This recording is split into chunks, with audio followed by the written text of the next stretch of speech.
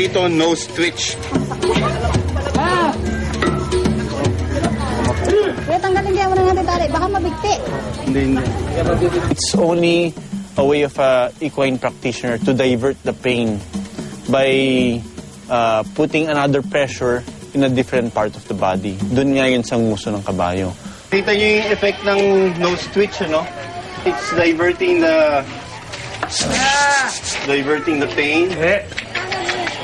Kasi ngayon lang nga ito magagamot, kaya hindi pa siya sanay. Iba-ibang problema ng kabayo ang nakita ko. Medyo yung isang testicle niya. Ito, no, aside from yung testicle niya sa kaliwa, may infection din siya dito. Bibigyan ko lang siya ng anti-inflammatory, ano, yung para sa pamamaga.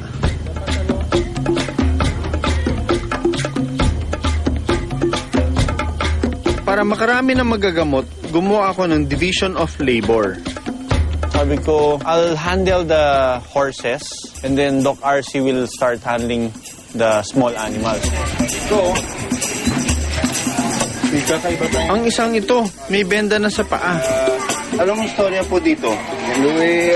Nakatali sa palay sa maputik. Kinagat ng linta hanggang sa lumaki yung ano. Ano itong nilalagay yung gamot?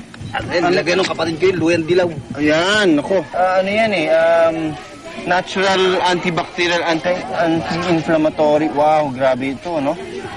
So, ang gagawin ko dito ngayon, lilinisan ko ito, gagamitan ko ng iodine, tapos gagamitan ko ng magandang benda ito, no?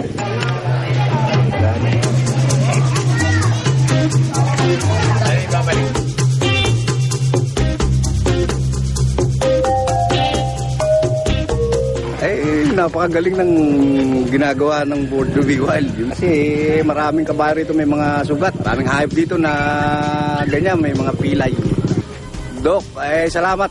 At nakarating kayo dito. Maraming gagamot na kabayo. Ito kung mapapansin nyo, iba yung hindi pantay yung bulge niya sa cheeks, ano? Ito, nag-flare out na yung ngipin niya. Yung bagang niya, gumagano na sa haba. So gagawin natin, kikis-kisin natin yan. Dental pa tayo sa kabayo, no, na na-convince ko yung may-ari na ipa-sedate yung kabayo niya. Ilang oras siya? Yung mga 2 oras lang yan. Ay, hindi naman maano kaya yung kabayo. Hindi naman. Wala yung anak kong may-ari, akong nanay. Ito yung ating pre-anesthetic, ano, para hindi maglawa yung ating kabayo. Pag papatulog ko sa kanya, hindi siya tutumba. Ang mayari sa kanya, nakatayo lang na ganyan, pero parang lasing. Ha?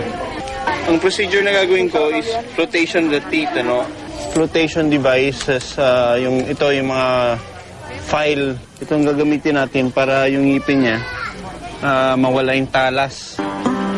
Hindi naging biro ang mga problema ng mga kabayo na ginagamot ko. Kaya yun na, yung isang ating kalitang lumay.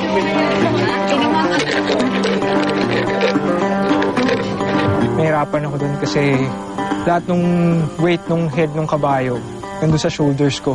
Tapos pinipilit ko pa ibukas yung bibig ng kabayo. Konti na lang. Ayos na. Nasaan ka na? Maraming salamat ho kasi siguro tataba na nga ang aking kabayo. Kaya nagpapasalamat ako ng gusto. Mga tumulong, mga binigay na vitamin. Next, sunod na kabayo. I've never treated so many horses. Naka 22 horses tayo.